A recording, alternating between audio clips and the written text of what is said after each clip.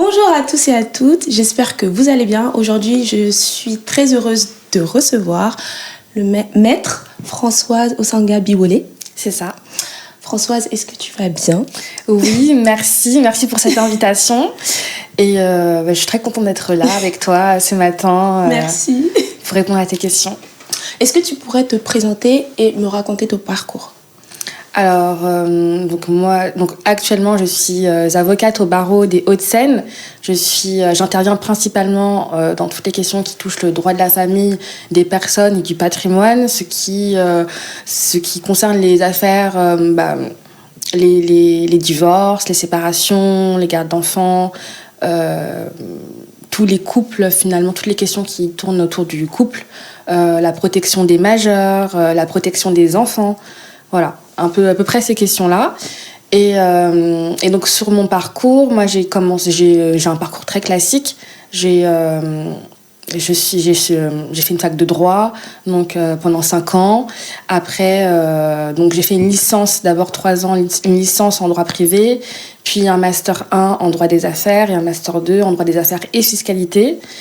Ensuite, j'ai passé le barreau, que j'ai obtenu et je suis rentrée à l'école d'avocat.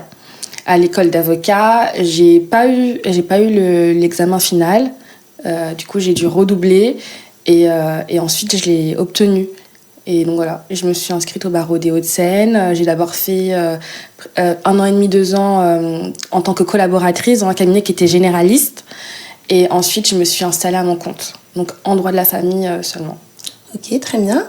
Et tu as fait une licence où? Dans quelle université? Oui, alors j'étais à la fac de Sceaux, donc Paris 11. Donc j'ai fait mes 4 années, donc jusqu'au master 1 à la fac de Sceaux.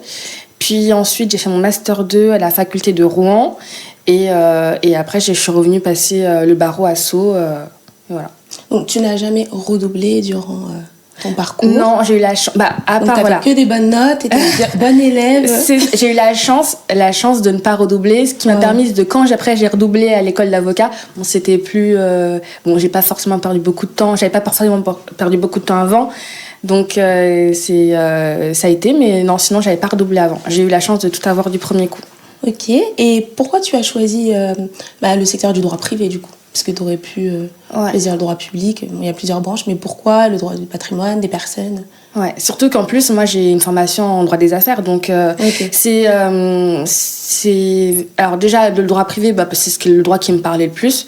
Moi, à la base, quand je me suis orientée vers le droit, c'était pour combattre les injustices, défendre les personnes. Donc, logiquement, je me suis orientée vers le droit privé parce que c'était même les matières que je trouvais les plus intéressantes. Et ça, c'est important de choisir des matières qu'on trouve intéressantes parce qu'après, il va falloir les apprendre. Oui, c'est donc, clair. Si on n'y trouve pas d'intérêt, c'est compliqué d'apprendre et d'avoir des notes qui nous permettent de passer à l'étape suivante. Okay. Donc voilà, c'était vraiment par intérêt que je me suis dirigée vers le droit privé. Et puis après, le droit des affaires, c'était plus stratégiquement, puisque c'était après, au niveau du master, on se dit, où est-ce qu'il y a du travail? Donc c'est plus comme ça que je me suis orientée vers le droit des affaires.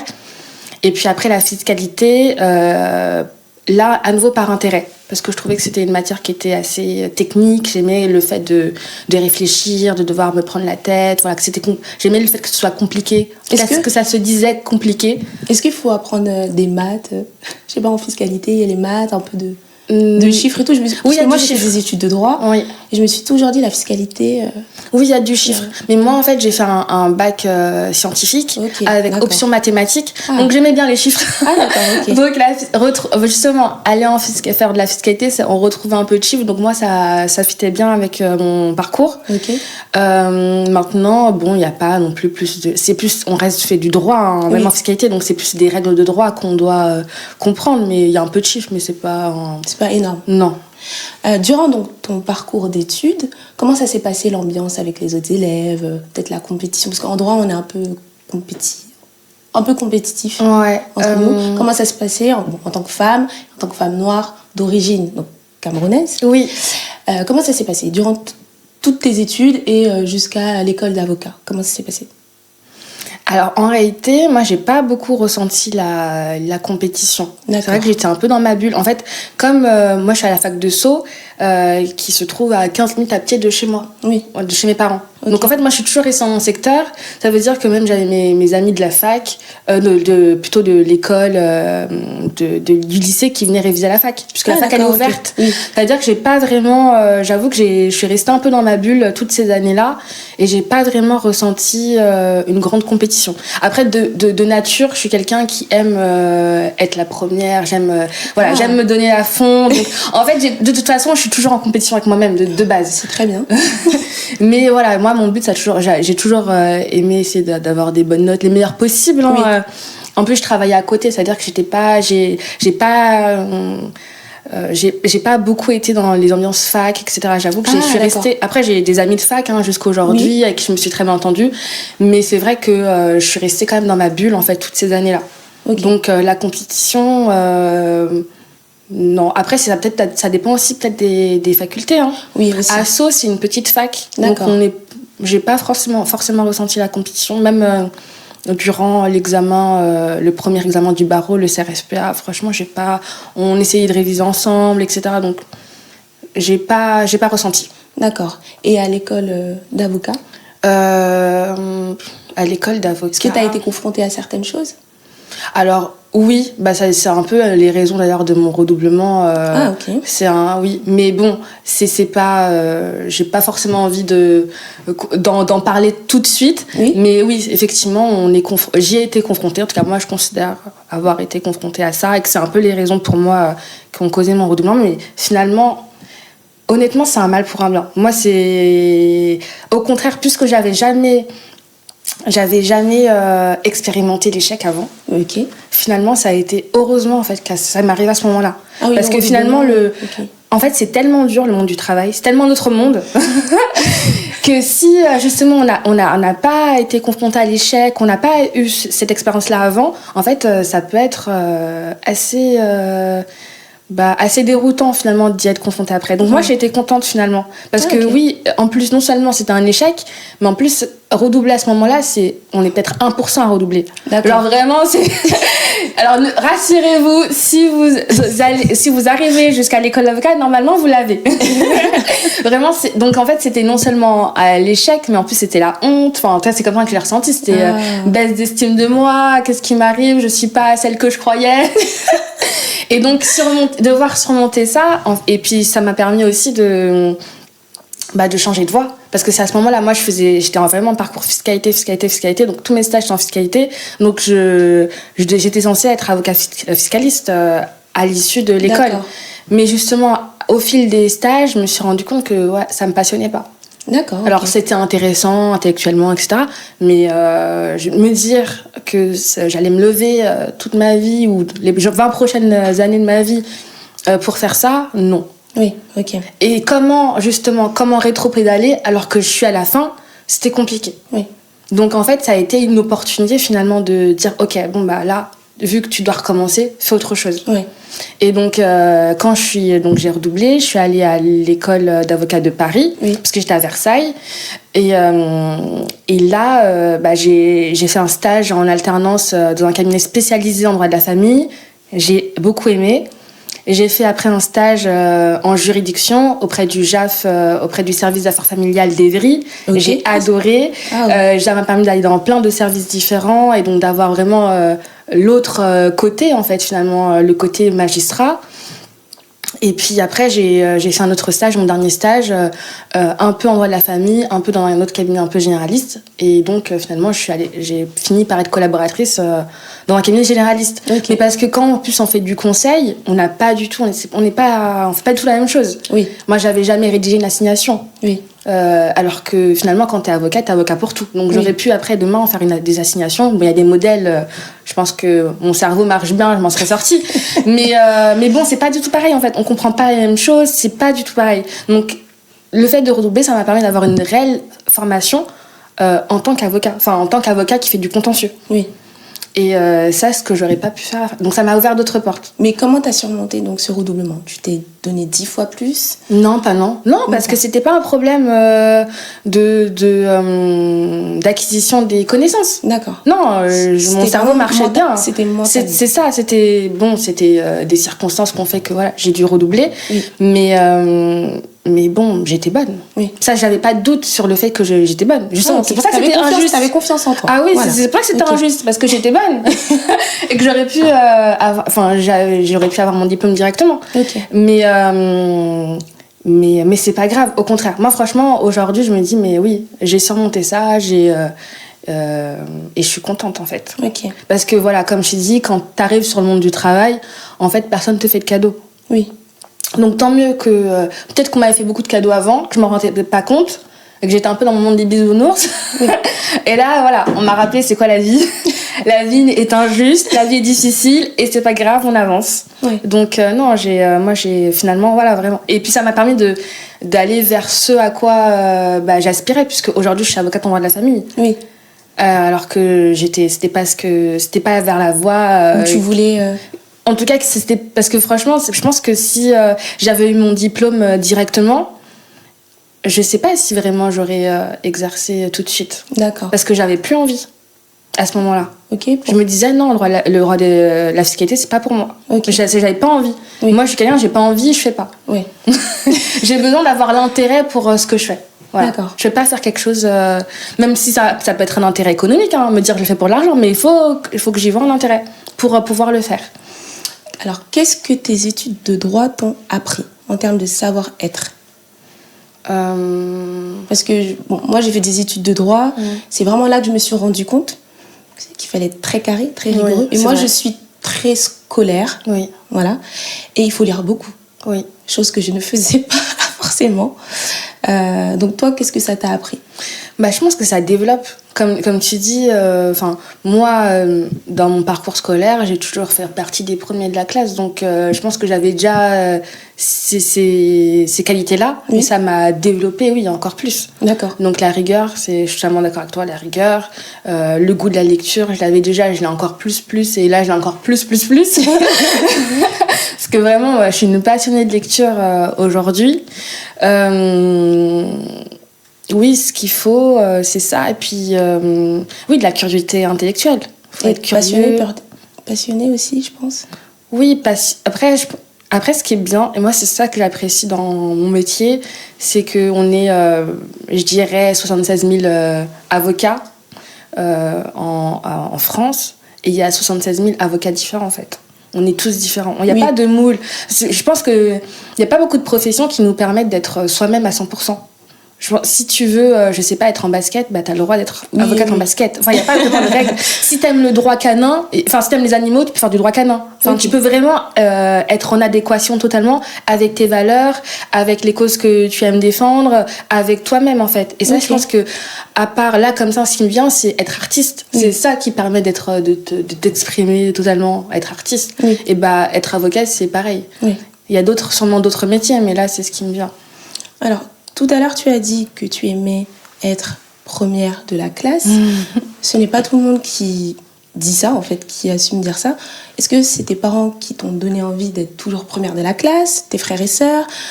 Tes parents, qu'est-ce qu'ils font? Pourquoi tu as développé ça, en fait? Est-ce que c'est toi ou est-ce que tu as été influencée par tes parents Ah oui, moi, ma mère, toujours, elle a toujours aimé les bonnes notes. Et quand j'en rapportais, je la sentais très fière, elle les valorisait. Donc, ça m'a donné envie de continuer. Okay. Et puis, oui, je pense que j'ai un peu le goût de la compétition, donc j'aime bien gagner. De toute façon, être la première, ça veut dire que j'ai gagné. J'ai remporté. Je suis la meilleure de la classe. Voilà, j'aimais bien ce truc-là. Okay. Et donc c'est resté, et c'est ça qui a fait que... Et puis toujours, aujourd'hui, quand on est avocat, c'est pour gagner. Oui. Moi, quand j'ai une affaire, je veux la gagner. Et donc, tu as des frères et sœurs? Oui, j'ai 2 grands frères. Ma mère, elle est garde d'enfants, donc elle n'est pas du tout dans le droit. Okay. Finalement, c'est pas... dans ma famille, il y a des gens qui font vraiment diverses professions. Il y a des médecins, des ingénieurs, et puis d'autres, tout style de professions. Mais c'est vrai qu'il n'y en avait pas beaucoup dans le droit. Okay. Donc, j'ai pas forcément été inspirée par des membres de ma famille. C'est plus... Bah, je pense le sentiment, quand en plus on grandit en banlieue, on est fait partie d'une minorité, voilà, je suis noire, donc on fait partie d'une minorité. En fait, on développe, je pense, en tout cas moi c'est ce que j'ai développé, ce sentiment, des sentiments d'injustice, voilà, avoir envie de se lever contre les injustices, de défendre les autres, de défendre ses droits. Oui. Et je pense que c'est ça qui m'a amenée donc à faire du droit, à avoir envie d'être être avocate, et encore parce que j'ai eu envie, et puis après ça part quand on est dans les études, on fait du droit dans les études, on se dit bon bah peut-être que ce sera pas ça. Oui. Puis finalement je me suis laissé le temps, et parce que j'aurais pu passer le barreau dès le master 1. Oui. Parce que il faut juste un master en droit pour pouvoir passer le barreau. Et j'ai attendu, je me suis dit non, là je suis encore jeune, je sais pas trop, j'attends encore. Donc j'ai attendu de finir mon master 2 pour prendre le temps de me dire ok, je le fais. Ok. Alors, donc, tu étais une très bonne élève. Donc concrètement, c'était quoi tes techniques de révision? Comment ça se passait? Tu rentrais chez toi, dès qu'il y avait un cours, tu rentres chez toi, tu lis le cours, tu lis les arrêts, enfin le cours quoi, du prof, ou oui. Comment ça se passait? T'allais toujours en amphi, toujours au TD, bon ça c'est obligatoire, oui. Voilà, mais t'allais toujours en amphi? Parce que moi je sais que parfois j'avais la flemme d'aller en amphi. Ah oui, totalement. Moi en fait, pendant déjà mon parcours scolaire, j'ai développé mon écoute. Donc je suis quelqu'un et j'ai besoin d'écouter, j'écris, en écoutant, en écrivant, je retiens déjà un peu, et après j'apprenais par cœur. Donc en fait, pendant mon parcours scolaire, donc au collège, au lycée, j'ai développé ma mémoire parce que j'apprenais par cœur. Ok.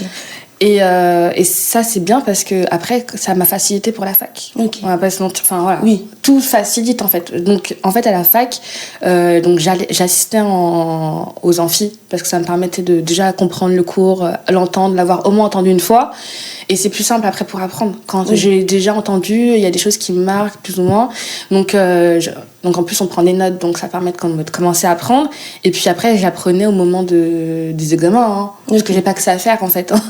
En plus avec les TD, en fait on est pris par les TD pour les bosser au fur et à mesure, et on n'a pas le temps. Enfin moi j'ai jamais eu le temps d'apprendre mes cours à l'avance. Oui. Je les apprenais au moment de l'examen, enfin avant l'examen. D'accord. Et à ce moment-là j'essaye d'apprendre. J'apprenais plus par cœur. J'ai plus besoin d'apprendre par cœur. Parce que, en fait, à force, j'ai essayé de refaire une espèce de fiche de cours résumée. Et en le faisant, j'apprenais. Ok. Mais après, c'est vrai que le par cœur, j'ai plus fait ça. Et tes notes, elles tournaient autour de combien? Non, j'étais une élève moyenne. J'avais autour de 12. Ok. Et est-ce que tes notes, et je sais pas si tu as eu ton master avec mention, ta licence avec mention? Non, même pas. Même pas. Mais est-ce que... Ou la mention passable, enfin le truc quand on est entre... Non, je crois que... Je sais pas si on a des mentions en licence. Comme c'est par année. Franchement, en licence, ça, je me souviens pas. Ok. Mon master 1, j'avoue que je m'en souviens pas du master 1, mais le master 2, là, je m'en souviens puisque c'est le master 2. Et non, j'ai eu passable. D'accord. Donc j'ai été entre 10 et 12. Et pour tes stages, est-ce que le fait d'avoir un bon dossier, ça t'a permis de trouver des bons stages dans de bonnes entreprises, ou pas du tout? C'est comment tu t'es vendue? Parce que c'est difficile de trouver des stages en droit. Oui, c'est vrai. Moi, j'ai eu de la chance. C'est que déjà en Master 1, on a notre prof d'amphi, je me souviens plus comment elle s'appelle, qui nous avait proposé de faire un stage chez Fidal. Donc c'est un gros cabinet d'affaires français à la Défense. Assez réputé, et donc j'ai candidaté, je lui ai proposé, j'ai dit que j'étais intéressée, et c'est comme ça que j'ai pu faire mon premier stage. D'accord. Donc c'était de la chance finalement. Oui. Mais une fois qu'on a un premier stage en plus Fidal dans le milieu des avocats en plus d'affaires, il est connu. D'accord. Donc c'est déjà un pied à l'étrier, et qui m'a permis d'ouvrir toutes les autres portes très facilement après. Ok. Et encore, je pense que moi mon défaut, c'est que je parle pas très bien anglais. Voilà, je suis pas bonne en anglais. En plus, au fur et à mesure des années, voilà, jusqu'à aujourd'hui, je me dis je suis pas bonne en anglais, donc ça aide pas à s'améliorer quand on se répète qu'on n'est pas bonne. Mais mais du coup, c'est limite ce qui m'a manqué pour en plus décrocher encore des stages encore plus, parce que j'ai quand même obtenu de bons stages dans des bons cabinets. T'as fait combien de stages? Il faut en faire plusieurs. Bah déjà, donc Master 1, j'ai fait un stage. Donc avant, moi, je faisais pas de stage, je travaillais mes étés. Ok. Donc à partir de Master 1, un stage. Master 2, forcément, un stage de 6 mois parce que c'est obligatoire dans le cadre du Master 2. Après, après, j'ai pas fait de stage puisque je passais le barreau. Et puis, une fois qu'on est à l'école d'avocat, on a 2 stages obligatoires à faire. Ok. Donc à ce moment-là, j'ai fait 2 autres stages. Donc j'avais déjà 4 stages. Et après, ce qui est aussi, je sais ce qu'on m'a dit, les gens ont bien aimé, c'est le fait que j'ai toujours travaillé. Donc j'avais des expériences professionnelles. En fait, tout compte quand on candidate pour un stage. C'est ça qui c'est important de se dire, oui, bah, vous travaillez, c'est pas grave. Surtout moi, je travaillais, j'ai fait beaucoup de... je travaillais en tant que vendeuse au printemps, etc. Je fais plein de marques différentes. Et donc, forcément, ça compte. Ça permet de se vendre, ça aide à se vendre. Ça développe aussi du savoir-être, comment se comporter avec les gens, voilà. Les activités extrascolaires aussi, peut-être. Oui, non, mais c'est ça. En réalité, même après, pour tout, quand on cherche du travail, qu'est-ce qui fait la différence entre A et B ? C'est tout l'à côté, en fait. Oui. Donc, si vous avez fait, si on fait des activités extrascolaires, faut les mettre en valeur. C'est génial. Toi, tu faisais quoi ? Moi, je fais pas aucune activité extrascolaire. Je travaillais. C'était école-travail, ma vie. Mais franchement, quand même être moyenne ou être assez bonne, ne jamais avoir redoublé et tu travaillais à côté de tes études, c'est quand même...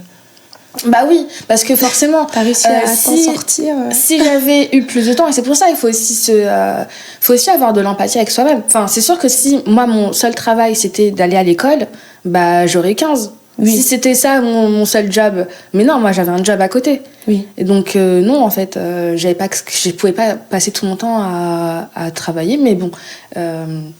J'ai quand même réussi. Enfin, je veux dire qu'il faut aussi se dire, si vous avez d'autres choses à côté, c'est normal que vous n'allez pas exceller. Mais il faut essayer de faire en sorte de vous démarquer, en fait. Oui. C'est pas grave si vous n'avez pas... en réalité, moi, au moment des Master 2, c'est là que ça... Enfin, à mon époque, c'est là que ça devenait sélectif. C'était au moment des Master 2. Et donc, il y avait des gens qui étaient pris en Master 2, alors même qu'ils avaient 10 de moyenne. Mais c'était peut-être 10, mais sortait de la Sorbonne. Donc ça aussi, ça dépend. Il faut essayer d'avoir... la meilleure fac possible, parce que forcément le 10 de la Sorbonne ou le 10 de la SAS ne sera pas équivalent au 10 de Villetaneuse, malheureusement. Malheureusement, alors que ça veut pas dire ça, c'est faux en fait, enfin on devrait pas, mais en fait tout compte. Et donc moi j'ai rencontré des personnes qui avaient peut-être 10 à Assas, mais qui faisaient du rugby, qui étaient engagées dans des partis politiques, et du coup on les voulait. Ouais. Alors même que en Master 2 on est 30. Oui. Mais celui-là on le veut. Oui. Parce que on cherche ses compétences, son image, son carnet d'adresse, etc. Ouais. Donc et je sais qu'aujourd'hui ils sont sélectifs à partir du Master 1. Ah oui, mais ça a changé. Parce que comme c'est à partir du Master 1 qu'on peut passer l'examen d'entrée pour l'école d'avocat, l'examen d'entrée pour devenir magistrat. C'est pour ça que maintenant on sélectionne au Master 1, c'est pour sélectionner plus. Parce qu'à mon époque, il y avait des personnes qui n'avaient pas de Master 2, seulement un Master 1 parce que c'était automatique. Après la licence, on a accédé au Master 1, et donc qui avaient leur barreau alors même qu'ils n'avaient pas de Master 2. Et qui après se disaient je fais une pause, je rentre pas tout de suite à l'école parce qu'on peut différer l'entrée à l'école d'avocat, et là avaient leur Master 2 puisqu'ils pouvaient dire j'ai eu le barreau, donc acceptez mon Master 2. Ok. Aujourd'hui c'est plus forcément possible, donc en fait il faut se démarquer avec tout ce qu'on va faire à côté, même partir à l'étranger. Moi c'est un regret de pas avoir fait Erasmus ou une année à l'étranger, parce que ça c'est ouvert. D'accord. En droit, on peut faire... Ah oui, en droit... Parce que je me suis dit, comme c'est du droit français, non, quel intérêt, ah oui, on peut. Erasmus, c'est ouvert en droit. C'est pour ça qu'en fait, il y a plein de choses qui sont ouvertes. Oui. Mais en fait, si on se renseigne pas, ça va pas forcément venir à nous. Oui. Donc c'est pour ça, vraiment... et surtout, quand on est en fac, il faut vraiment se prendre en main. Parce que contrairement avant, au lycée, finalement c'est très scolaire, donc une année sur l'autre, etc. Là, à partir du moment où vous êtes à la fac, vous êtes lâché. Et aujourd'hui, moi je suis chargée de TD en première année en droit de la famille. Quelle université ? Paris 11, toujours. Okay. Orsay, du coup c'est sur la faculté d'Orsay, okay. Mais c'est rattaché à Sceaux, Orsay, Sceaux, c'est Paris-Saclay maintenant. Ah oui, voilà, c'est Paris-Saclay, plus Paris 11. Et Et je les vois, enfin, l'exigence que c'est plus la même. Ça veut dire qu'aujourd'hui, il faut encore d'autant plus qu'ils se prennent en main. Oui. D'autant plus qu'ils travaillent. Parce que moi, en première année, je me souviens, on devait faire tous nos TD, tout était ramassé. C'était quand même, on était quand même derrière notre dos pour qu'on travaille. Oui. Aujourd'hui, c'est plus le cas. Ouais. Ça veut dire que malheureusement, si vous travaillez pas, il y a pas de talent. La phrase « je vais le faire au talent », non, ça n'existe pas en fait. Vous n'avez pas de talent en L1. Non, vous n'avez pas de talent. Le talent, il se crée, il se travaille. Hein. Oui. Aujourd'hui, oui, je peux me permettre avant de faire mon TD, de prendre une demi-journée pour faire le TD, pour essayer de comprendre ce qui est demandé et de faire mon cours le lendemain. Oui. Parce que ça fait 10 ans que je fais du droit. Oui. Mais quelqu'un de L1, non, lui, il va avoir besoin de peut-être 2 jours. Donc, c'est-à-dire que normalement, on a 3 TD quand on est en licence. Ça veut dire qu'en gros, sur 6 jours, il faut qu'il consacre 2 jours par TD. Donc, ça fait beaucoup de travail. En plus de suivre les amphis. Donc, oui, en droit, on travaille. Ça, il faut pas. Si vous aimez pas travailler, il faut pas faire du droit, de toute façon. Mais on s'habitue, en fait, à cette charge de travail. Et ça aide parce qu'aujourd'hui, dans la vie professionnelle, on travaille aussi beaucoup. Oui. Mais en fait, quand on est habitué, parce que ça fait... on est habitué, on ressent pas la charge de travail de la même manière que quelqu'un qui n'est pas dans ça. Parce qu'on est habitué depuis la L1 à travailler beaucoup. Il faut savoir s'organiser, tout ça, etc. Oui, vraiment, aujourd'hui, moi, je suis contente d'avoir fini mes études parce qu'aujourd'hui, je trouve que le niveau il est bas. Pas forcément bas, mais c'est plus compétitif pour le coup. Moi, je trouve qu'autant à mon époque, je trouvais moi, j'ai pas forcément, comme je disais, j'ai pas forcément ressenti la compétition. Mais aujourd'hui, moi, je trouve qu'il y a beaucoup de compétition parce que justement, il y a de plus en plus, plus on est nombreux, plus il faut de la compétition, de toute façon.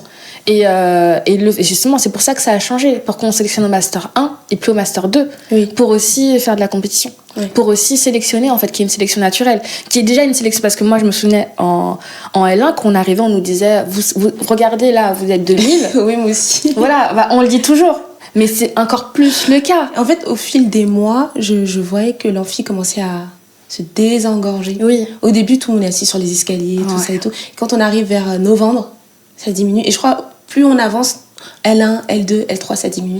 Et en master, je crois que vous n'êtes pas beaucoup. On est 30. Vous n'êtes pas beaucoup. Ouais, on est une petite classe. Et encore 30, c'est beaucoup. Oui. Je pense qu'on est entre 20 et 30. C'est pour ça que le droit, c'est pas sélectif post-bac. Enfin, c'est pas... Oui. Parce qu'ils se disent, la sélection, elle va se faire naturellement. Exactement. Et en fait, le fait de plus... être derrière les élèves pendant les TD. Après, peut-être que je pense pas que ça dépende des facs, parce que moi, ce qu'on nous dit, c'est parce que c'est avec ChatGPT, etc. On est plus sûr qu'ils le font eux-mêmes. Donc, ça sert à rien de ramasser des choses si en fait ils sont allés sur ChatGPT et que c'est pas eux qui ont rédigé. Effectivement. Mais ça veut dire que moi, j'avoue que cette année, j'ai commencé Charité TD cette année, donc j'étais vachement derrière mes élèves pour les forcer à travailler, à dire voilà, je vais pas vous noter, mais vous allez passer au tableau, pour les forcer à faire. Parce que s'ils le font pas, comment en examen ils peuvent arriver et réussir ? C'est pas possible. C'est clair. Les TD, c'est dans l'entraînement. Donc il faut vous forcer à faire vos TD pour vous entraîner et pouvoir après arriver à l'examen en étant le meilleur possible. Ouais. Parce qu'à l'examen, c'est nul, hein. Vous validez pas en fait. Ouais. Et ça, c'est ça la section. Parce qu'en réalité, il y a des gens qui viennent pas en amphi. Comme tu disais, tu venais pas forcément, mais ils passent quand même les examens. Il y a plein de gens qui viennent pas en amphi, ils disent qu'ils vont récupérer un cours. Il y a plein de bouquins, hein, c'est pas grave. Et puis ils révisent eux-mêmes et ils passent l'examen. Ouais. Mais si en fait, c'est pas l'examen, c'est pas des questions de cours. À part les petites matières, bien sûr, où ça peut être des questions de cours, mais les grosses matières, les matières de TD, c'est de la réflexion, c'est de l'analyse. Oui. Et ça vient avec l'entraînement. Donc, si on ne fait pas nos TD, on ne peut pas être bon à l'examen. Ça, c'est sûr. Si on ne travaille pas, on ne peut pas être bon. C'est clair. Mais, donc, tu es chargée de TD depuis cette année ? Oui. C'est toi qui as décidé de devenir chargée de TD ou on t'a proposé ? Non, alors oui, c'était une proposition, mais je voulais le faire depuis longtemps. Ah, ok. Et moi j'aime bien le côté transmission, la pédagogie. Moi j'aime beaucoup. Hein. Donc, t'as une classe de combien ? Alors j'avais 2 classes, ils étaient normalement 30 par TD, mais finalement, non, il y a des gens qui avaient déjà abandonné. Et donc il y avait le TD de 10 heures, on va dire, lui il était plein. Celui de 8 heures, moins, mais tant mieux. Parce qu'en fait, j'ai remarqué, et je pense que c'est ça, hein, on a avancé beaucoup mieux. Avec ceux de 8 heures. Ah oui. Et c'est quoi ? C'est les mêmes personnes. Enfin, voilà, normalement, ils sont au même stade. Oui. C'est juste qu'ils sont moins. D'accord. Et ça fait une différence. Ok, très bien. Et qu'est-ce que ça t'apprend le métier de chargé de TD du coup? En termes de savoir-être, encore une fois. Oui, je pense la pédagogie, parce que dans le métier d'avocat, on doit être, on défend des personnes qui n'ont pas de connaissances en droit. Ouais. Il faut leur expliquer ce qu'on fait, ce qu'on demande, comment on le demande, la stratégie, et c'est toujours de la pédagogie. Donc oui, ça, et puis ça me permet de revoir mes bases aussi, hein, parce qu'on oublie parfois. Tu enseignes le droit de la famille essentiellement? Oui, c'est le droit de la famille. Droit de la famille, ok. Moi, c'est un droit que j'aimais beaucoup quand je faisais mes études. Droit de la famille. Par contre, tout ce qui était droit du contrat, droit des contrats, droit constitutionnel, machin, tout, j'aimais pas du tout. Nous, on avait droit au code. Je sais pas si eux, ils ont droit au code aux examens. Non. Ah, vous n'avez pas droit au code? Non, ils ont pas droit au code. On avait droit au code, on pouvait mettre les post-it. Ah oui, oui. Ah. Pour se rappeler des articles. Ah bon? Ah non, nous, alors moi, à mon époque, on avait le droit au code aussi, mais non, c'était pas annoté, il devait pas être annoté le code, on n'avait pas de post-it, hein, il me semble pas. Ok. Non. Même pendant les galops d'essai et tout ça? Je me souviens pas, mais en tout cas, on avait les codes, ça c'est sûr. Ok. On arrive au terme de cette interview. Ah, déjà. Est-ce que tu aurais des conseils déjà à donner aux personnes qui souhaiteraient se lancer donc dans le droit, hommes ou femmes? Alors moi, mon conseil, ce serait voilà, faut pas se mettre, lancez-vous. Si c'est ce que vous avez envie de faire, il faut vous lancer. Bien au contraire, il faut se lancer. Il faut pas avoir peur. De toute façon, moi j'ai plein de camarades qui sont pas forcément terminés avocats, qui ont fait d'autres choses, même rien à voir, genre psy. Des fois, je vois psy, etc. En fait, parce que c'est vrai qu'on nous dit souvent le droit mène à tout, et c'est vrai. Oui. En fait, c'est une excellente base, même parce que de toute façon, tout est droit. Moi, c'est ce que je dis tout le temps à mes élèves. Tout est droit. Oui. En fait, tout le monde. Il y a des règles partout. Ça veut dire que de toute façon, avoir cette base-là ne sera qu'un plus en fait dans votre vie après. Et puis c'est une manière de rédiger, c'est une manière de structurer sa pensée. C'est aussi ça va vous amener à avoir un sens critique. Aujourd'hui, on manque beaucoup de critique en fait. On absorbe plein de choses et on dit c'est vrai. Mais non, c'est pas parce qu'il l'a dit que c'est vrai. Et c'est qui lui? Oui. Qui? Parce que quand quelqu'un nous dit quelque chose, c'est que personne n'est neutre. Oui. Donc faut faire attention à tout, et ça nous apprend aussi à penser contre nous-mêmes, à penser contre toutes nos certitudes, à tout remettre en question. Donc faites du droit. Moi je vous encourage tout le monde à faire du droit. Ouais. C'est prestigieux aussi le droit. Quand même, oui, ça reste prestigieux. Bon. Ça reste prestigieux. Quand tu dis que tu es avocate et en plus tu es collaboratrice. Non, là, je suis T'es associée? Non, j'exerce à titre individuel, donc je suis à mon compte. Ok. Mais je suis pas associée, puisque je suis pas avec quelqu'un. Associé, il faudrait être plusieurs. Ah d'accord, ok. Et collaborateur, c'est? Ça veut dire qu'on travaille pour quelqu'un, dans un cabinet. Ok. Et comment ça t'est arrivé cette idée de vouloir exercer à titre, on va dire, individuel? Oui. Alors moi, j'ai toujours voulu être à mon compte. Okay. Moi, de toute façon, dès que je savais que j'allais m'installer un jour ou l'autre. Okay. Maintenant, effectivement, je pensais pas que je m'installerais aussi vite, mais c'est le cabinet où j'étais le premier cabinet où j'étais embauchée. J'étais tellement autonome qu'en fait, je me suis rapidement dit,